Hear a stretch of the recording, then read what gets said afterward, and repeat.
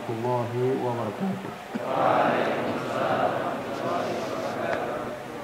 Alhamdulillah, wassalatu wassalamu ala rasulillah wa ala alihi wa ashabihi wa mawala. Rabbi shrah li sadri wa yassir li amri wa hlul 'uqdatam min lisani yafqahu qawli bi rahmatika ya arhamar rahimin. Amin.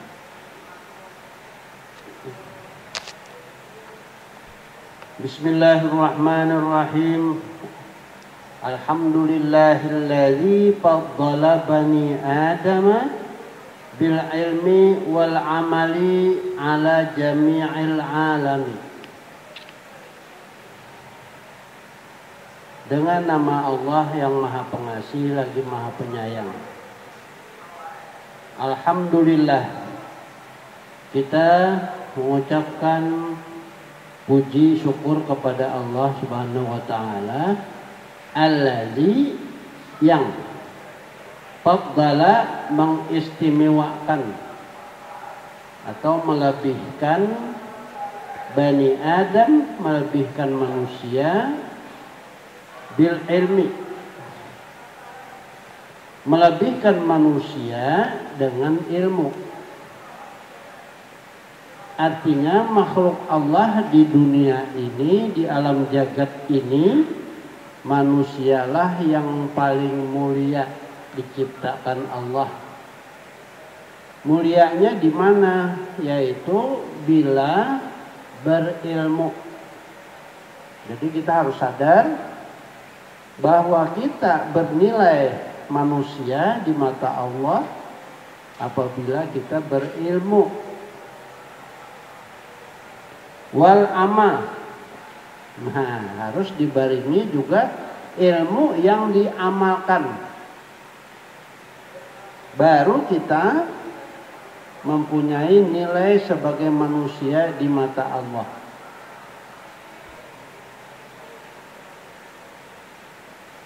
Ala jami'il alam, atas semua makhluk di jagat ini, jamil alam. Jadi tinggal kita mau nilai sebagai manusia seutuhnya atau tidak. Manusia ini kan bisa dikategorikan 3 macam. Manusia sebagai manusia seutuhnya tadi, bisa manusia ini sebagai malaikat. Tetapi manusia bisa sebagai manusia seutuhnya, yaitu melebihi malaikat. Kemudian manusia sebagai binatang. Oh, lagi bisa. Manusia lebih buruk dari binatang. Berarti 4. Manusia sebagai manusia nilainya melebihi malaikat. Manusia seperti malaikat. Manusia seperti binatang. Manusia lebih rendah dari binatang. 4 macam. Manusia bernilai manusia seutuhnya apabila dia yampa' linnas. Ya. Bila dia beriman kepada Allah, beramal saleh, ditambah dengan yampa' linnas, bermanfaat bagi manusia lain. Malaikat tidak bisa bermanfaat bagi manusia lain. Malaikat tidak bisa bermanfaat bagi manusia lain. Manusia hanya sebagai makhluk yang siap loyal, siap mengabdi kepada Allah. Tidak ada tambahan. Tetapi kalau manusia bisa menjadi manusia seutuhnya melebihi malaikat bila dia bisa bermanfaat bagi orang lain. Sehingga bisa membuat dunia damai. Manusia sebagai binatang, apabila manusia hidupnya hanya seadanya. Seadanya, dia perlu makan, dia cari makan. Dia perlu beristri, dia cari istri. Dia perlu ke WC, dia pergi ke WC. Sebagai manusia harus pakai ilmu. Arti pakai ilmu, dia bisa membedakan apa yang baik. Wal amal, dan mengamalkan. Oh, yang baik kalau berak itu jangan sembarangan, nah kan? Karena menebarkan penyakit. Maka manusia berbuatlah, ya, supaya berak itu tidak menebar penyakit. Akhirnya WC, ada WC. Kalau zaman saya dulu, ya, masih belum maju keilmuan kesehatan, maka yang baik itu adalah beraknya di sungai. Ternyata setelah diteliti oleh kesehatan modern, di sungai pun itu menebar penyakit. Makanya kalau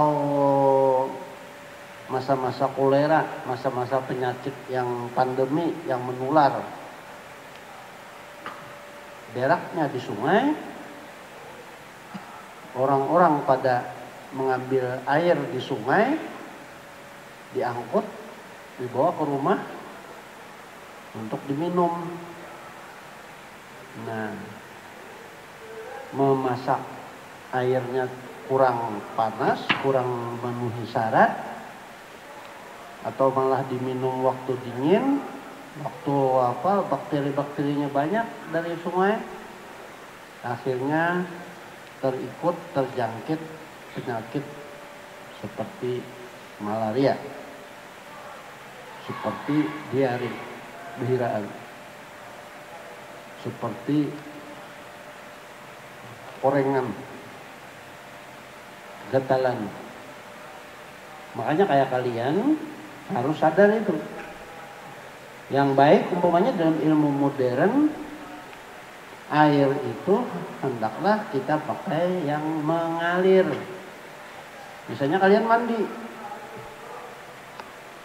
Nah, kalau sudah tahu kesehatan, tidak lagi mandi bacibuk. Tidak lagi mandi dari kolam, tetapi mandilah dari keran yang mengalir. Itu lebih terjamin,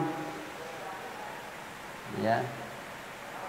Jadi kita ini ada keran, sudah gunakan, ya, gunakan sebaik-baiknya supaya kesehatan kita lebih terjamin. Misalnya saja kalau ada santri yang gatal-gatal, nah, pada umumnya semua santri jadi gatal. Karena apa? Mandinya becibuk, handuknya bersamaan, nah gatal seperti bajunya samaan, kopiahnya samaan, nah udah daur lah semuanya. Kalau sudah tahu kesehatan, maka amalkan. Itu ilmu, amal, jadilah manusia. Jadi kalau manusia yang bernilai binatang, maka hiduplah seadanya. Perlu makan, cari makan. Yang lebih rendah lagi dari binatang, yaitu jadi maling. Jadi maling masih binatang. Tapi rendah lagi dari maling ialah merampok, membungkas rumah orang, membungkas mobil orang dan sebagainya.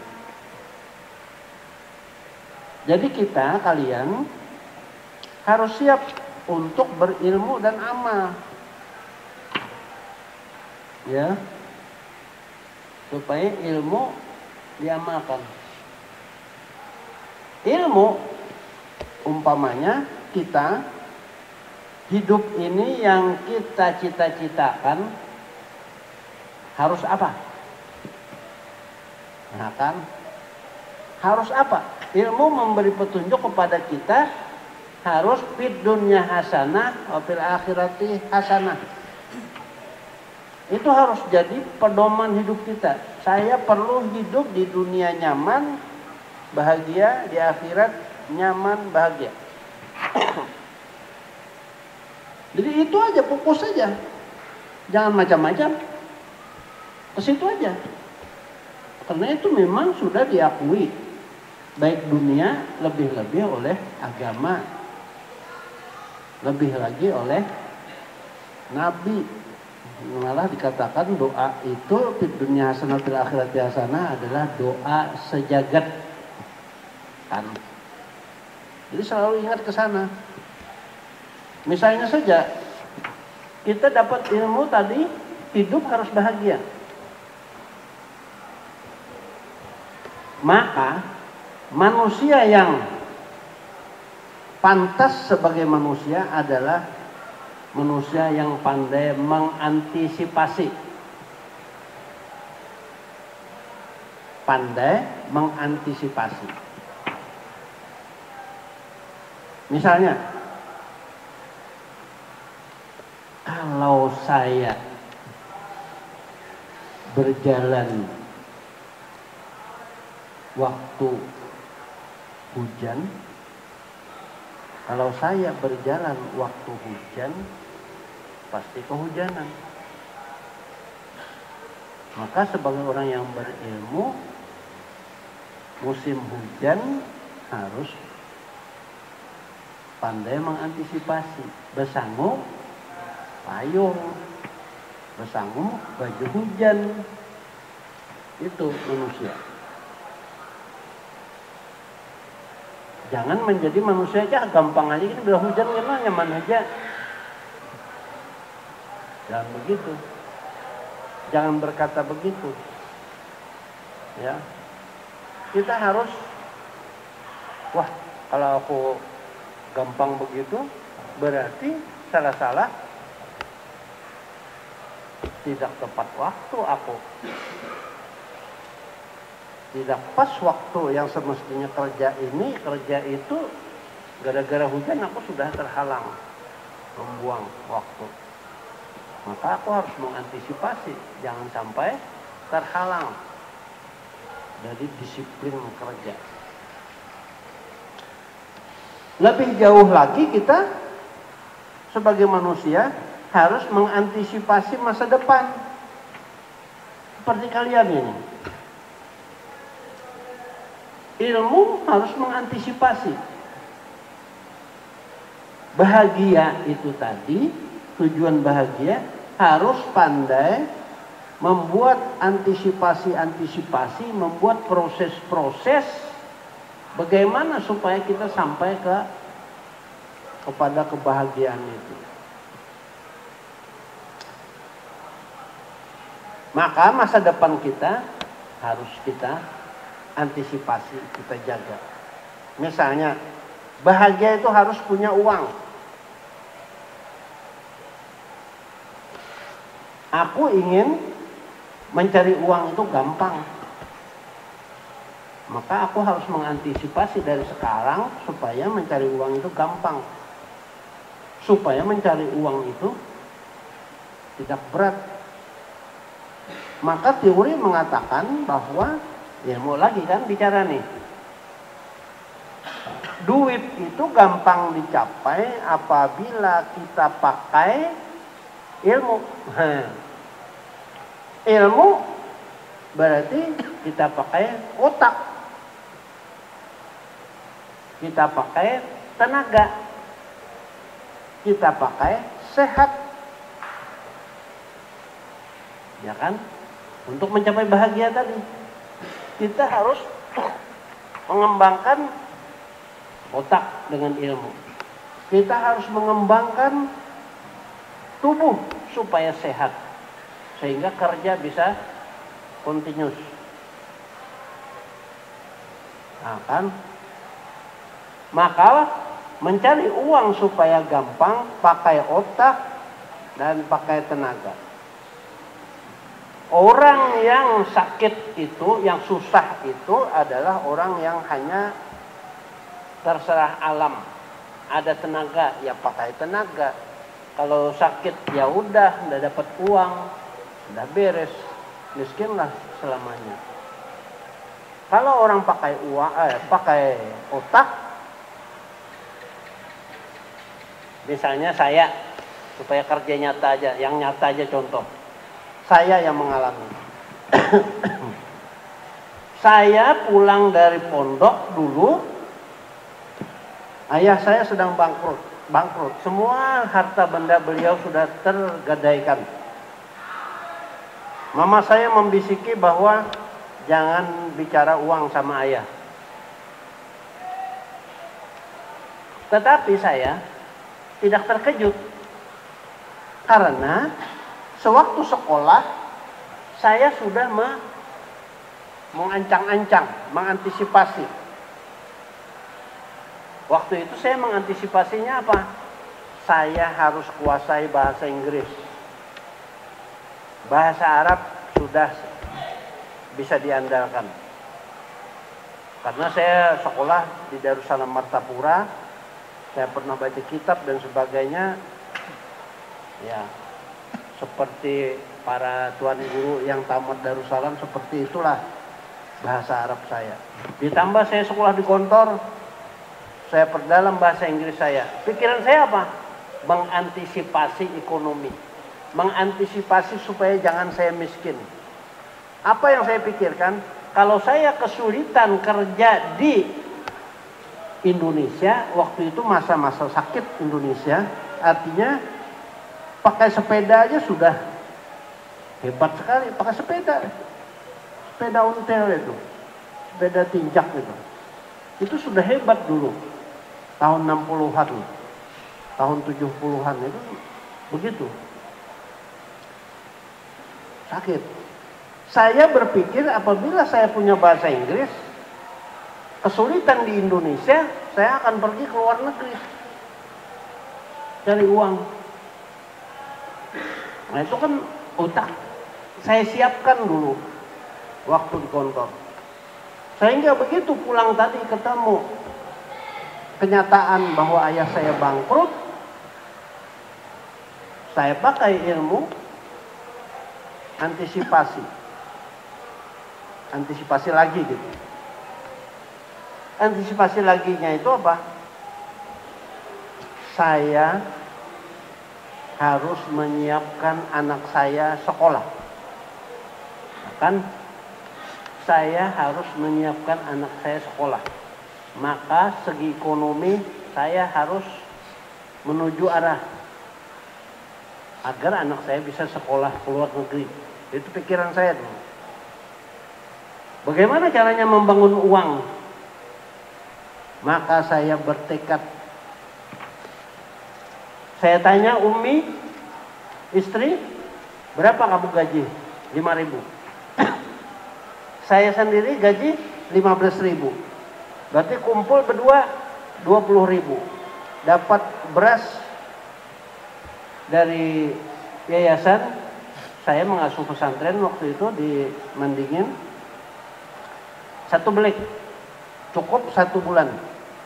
Maka perolehan 20.000, saya katakan kepada Umi, kita tidak boleh belanja lebih dari 17.500 dalam 1 bulan. Supaya kita ada terus sisa. Tidak boleh kosong uang. Tetapi perolehan 20.000 itu kan pasti sudah selama saya mengajar di pesantren, selama ibu jadi bendahara di IAIN waktu itu Barabai. Tetapi saya ekspansi kerja. Tidak saja di pondok, saya mengajar ke berbagai sekolah di Barabai ini. Kalau saya boleh bilang, semua sekolah di Barabai saya pernah ngajar. Apa maksud saya? Saya mengajar uang. dalam segi uang. Di samping saya mengamalkan yang Pak Linas itu. Sampai-sampai saya juga mengajar di fakultas 5 tahun saya ngajar. Artinya perolehan saya 20.000, belanja 17.500, ditambah kerja, akhirnya lebih banyak uang yang masuk, belanja tetap 17.500. Berpuluh tahun. Terus saya pelajari ilmu, saya cari lagi, bagaimana supaya uang saya cepat berputar. Karena ilmu mengatakan kepandaian kita memutar ilmu berarti uang itu akan membesar. Lebih cepat, lebih besar. Ilmu yang saya dapatkan bahwa di pasar itu banyak uang bisa didapat di pasar buah, di pasar sayur. Artinya bisa jualan buah, bisa jualan sayur, bisa jualan ikan basah. Maka saya pilih jual onderdil. Onderdil itu apa? Kamu tahu? Hah? Onderdil yang dimaksud di pasar buah itu adalah serba mentah. Pisang mentah, jagung mentah, tungkul mentah, apa-apa mentah, nangka mentah. Nah, itu di pasar itu namanya, istilahnya adalah barang onderdil. Saya observasi harga, umpamanya pisang satu beca itu, satu beca penuh itu 35.000 waktu itu. Saya menghonor tadi, saya terus mengumpulkan sampai 35.000, saya mulailah dagang onderdil itu. Sebeca, satu sepeda. Saya menyanggul ya, mencegat di Simpang 10, di Simpang 4 Tangkarau itu. Nah, subuh-subuh begitu. Akhirnya apa? Karena belanja 17.500 terus, tetapi ekonomi terus meningkat. Akhirnya saya bisa jual sampai 3 truk onderdil itu bawa ke Banjarmasin. Satu kali angkut 300.000 sampai 400.000 untungnya satu truk. Sedangkan seminggu itu paling sedikit 3 truk saya bisa angkut. Begitu perjalanan, umpamanya saya mempelajari ilmu bagaimana membuat uang banyak. Nah,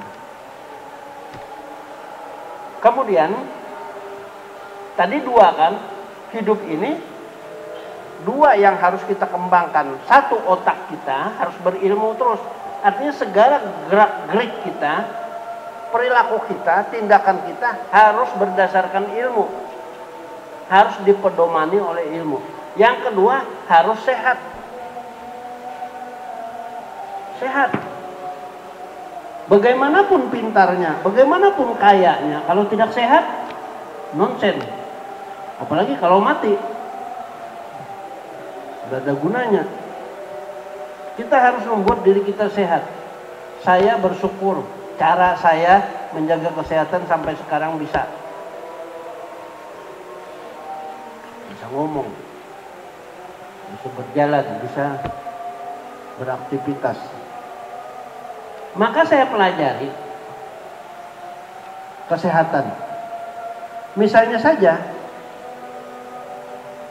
kita kalau tidak hati-hati seperti kalian ini bisa mati muda loh.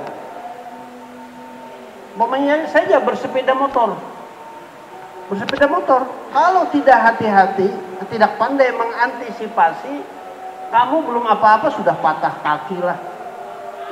sudah geger otak lah, bisa mati.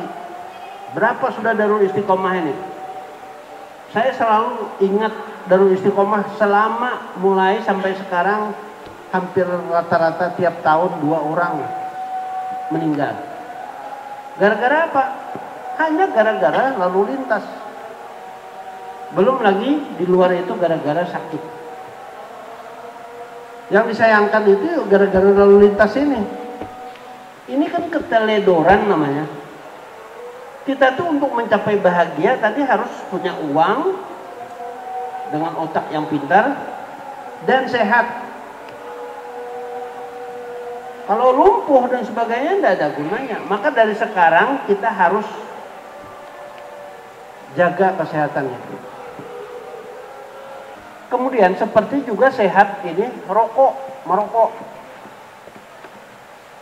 Merokok itu juga membahayakan rumah tangga. Ya, membahayakan anak, membahayakan istri. Maka kita harus antisipasi dari sekarang, lawan itu. Orang bisa, kenapa kita tidak bisa? Kita harus mengatakan bahwa diri kita kuat untuk melawan segala hal yang tidak baik. Saya dulu perokok. Tetapi setelah dikatakan dokter, kalau kamu mau sehat, kalau kamu mau panjang umur, stop merokok. Bisa saya berpikir orang bisa kok, aku harus bisa juga. Terus sampai sekarang saya bisa. Jadi tadi tujuan kita harus punya yang pastikan bahwa saya ingin di dunia nyaman, di akhirat nyaman. Untuk nyaman di dunia harus punya ekonomi atau duit yang paling tidak sewajarnya, tidak miskin, sejahtera. Maka salah satu cara seperti saya tadi, itu cara saya swasta loh, yang tidak pegawai. Kalau kita syukur-syukur kalau kita jadi pegawai, kemudian pintar cari uang sampingan, sip lagi. Yang kedua caranya adalah jaga sehat. Jaga sehat. Apapun itu, yang penting sehat. Nah, tinggal pegangan-pegangan yang jangan kita lewatkan adalah selalu ingin jadi orang baik-baik. Itu tadi yang berkenaan dengan faddalallahu bani Adam bil ilmi wal amal ala jamil alam. Kita sebagai manusia akan mendapatkan keistimewaan kalau kita pandai mencari ilmu, kemudian kita pandai mengamalkannya, mau mengamalkannya.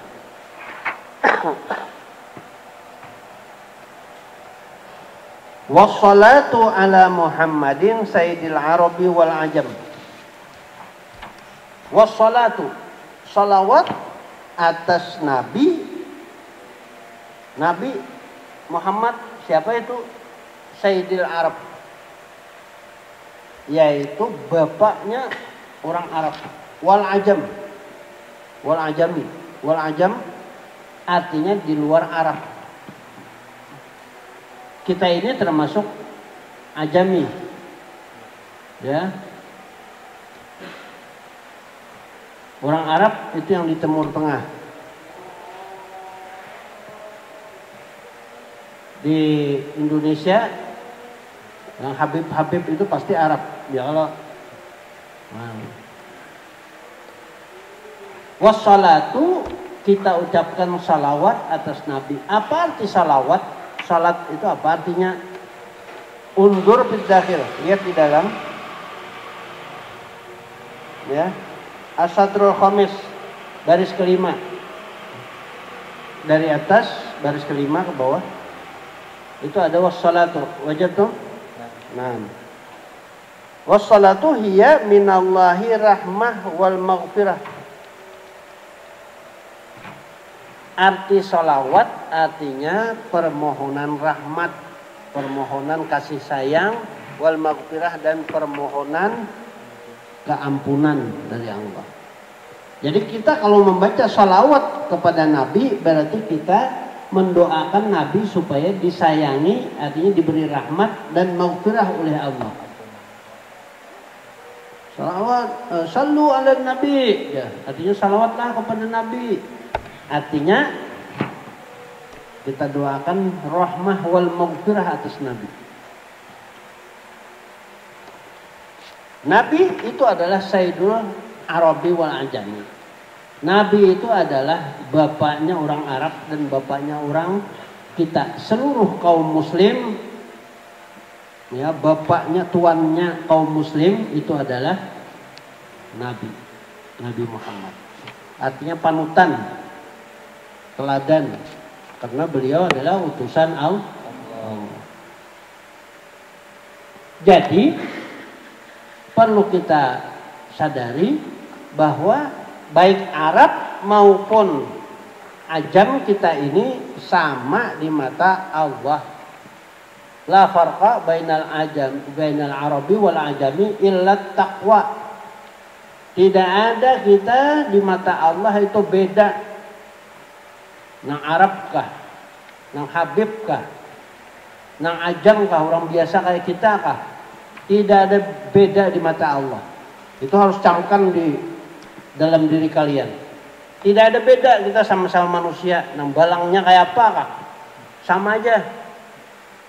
Yang membedakan apa? At-taqwa. Di mata Allah yang membedakan adalah takwa. Takwa itu adalah orang baik-baik. Orang baik-baik itu adalah orang yang menuruti perintah Allah dan meninggalkan larangannya. Itu takwa. Orang yang seperti itulah yang dianggap orang baik-baik. Orang baik-baik itulah di mata Allah yang tinggi nilainya. Jadi tidak ada lah.